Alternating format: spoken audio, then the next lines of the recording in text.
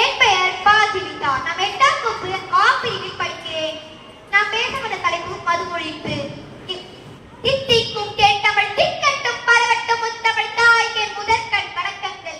ஏழு தூங்கிலும் பலையில் பயிலும் மாணவ மாணவியர் தான் நாளை நாடு காக்கும் தலைமை தலைவியாக இருக்கின்றனர். ஆன்றோர்களே சான்றோர்களே என்னை போன்றோர்களே வையகமே வானகமே என்னை வாழ வைத்த தமிழகமே உங்கள் அனைவருக்கும் என் வணக்கங்கள் ஆகட்டும் என்று சொல்லி என் உரைக்குள் நுழைகிறேன். தாருங்கள் தங்கள் காதுகளை.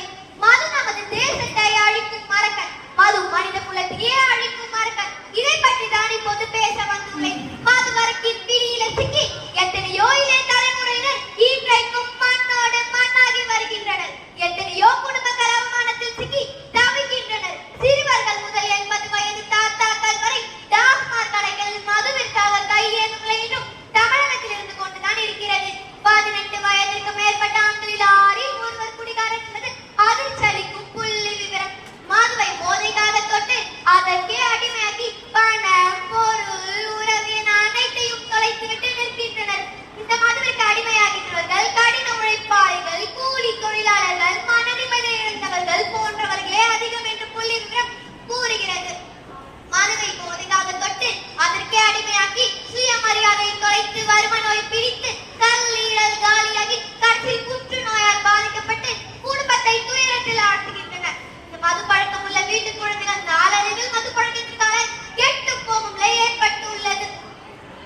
தமிழ்நாட்டில் 4040 நூலகங்கள் இருக்கிறது. ஆனால் 6824 டாஸ்மாக் கடைகள் இருக்கிறது. நாம் படிப்பதா இல்லை குடிப்பதா? 10 ஊருக்கு ஒரு பள்ளிக்கூடம் என்றால் 2 ஊருக்கு 10 டாஸ்மாக் கடையா?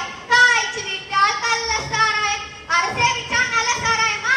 தலைக்கு ஷாம்பு வந்த பிறகுதான் உடைய இழந்து கொண்டிருக்கிறோம். பல்லுக்கு பல் தசை வந்த பிறகுதான் பல்லை இழந்து கொண்டிருக்கிறோம். உணவுக்கு சோப்பு வந்த பிறகுதான் அழகான தோலை இழந்து கொண்டிருக்கிறோம். மது வந்த பிறகுதான் மனிதனையே இழந்து கொண்டிருக்கிறோம். உலகமே பயந்தும் கொரோனாவில் மத்தியில் கூட உடையோடு குத்தி கொண்டு சென்றார்களே மதுப்பிரியர்கள். எப்பப்பா என்ன ஒரு வீரம்!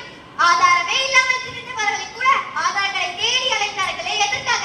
இந்திய ராணுவ படையில் ஆள் எடுப்பதற்காகவா? இல்லவே இல்லை. மதுக்கடையில் வாசலில் இருப்பதற்காக.